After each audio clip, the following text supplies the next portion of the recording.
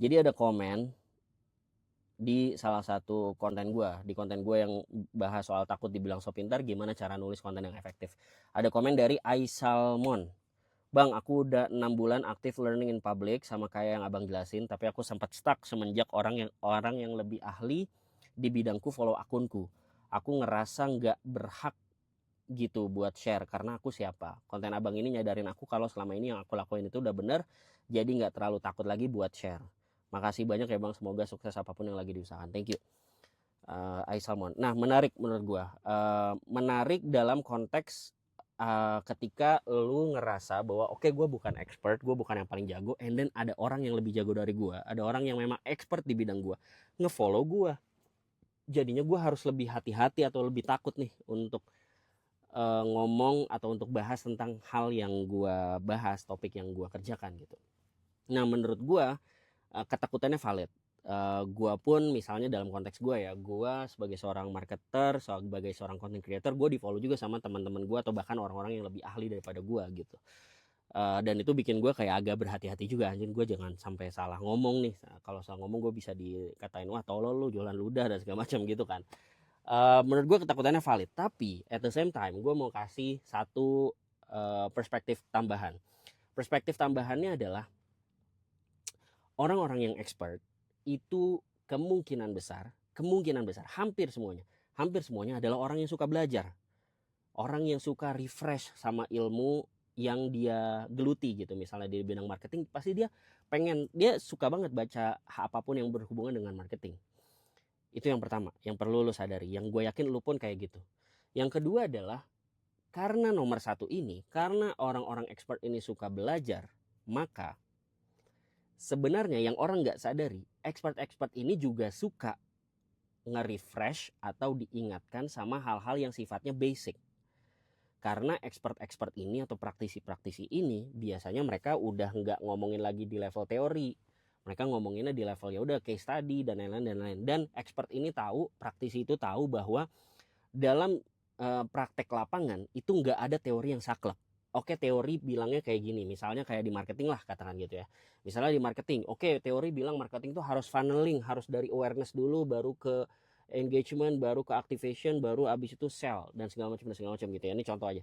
Um, tapi praktisi tahu ketika lu mempraktekkan itu di lapangan itu akan beda, akan sangat custom. Oke, sebagai pilar, sebagai fondasi itu akan berlaku, teori akan berlaku, tapi secara praktek ketika lu jualan barang A akan beda dengan ketika lu jualan barang B. Ketika lu jualan ke customer tipe A akan beda ke customer tipe B. Artinya praktisi itu akan fokus sama implementasi. Sehingga ketika kita tadi balik ke poin satu, praktisi pasti orang yang suka belajar. Kedua, praktisi suka diingatkan tentang teori. Ketika dia follow ada orang yang membahas topiknya, meskipun dia rasa orang ini misalnya ya gue bisa nilai lah, kayaknya secara pengalaman gue lebih banyak daripada dia, tapi dia menulis konten yang membantu gue mengingat-ingat teori-teori atau fondasi-fondasi atau case study-case study yang sebenarnya berguna buat gue dalam mengimplementasikan ilmu gue. Mereka malah happy. Nah, ini yang sering kali orang gak sadari. Gue tuh menyadari ini ketika misalnya gue lihat Raditya Dika aja.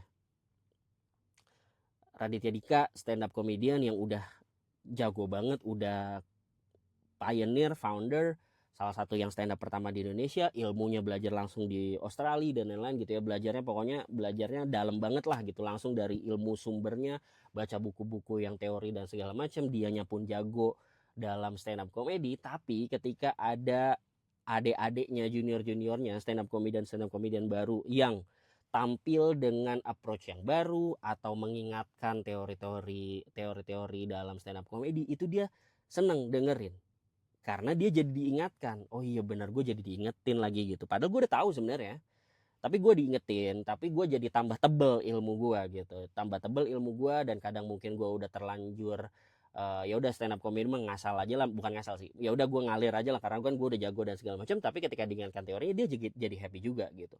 Nah, menurut gue ini berlaku di semua bidang, di semua praktisi, semua expert pasti mereka happy diingatkan.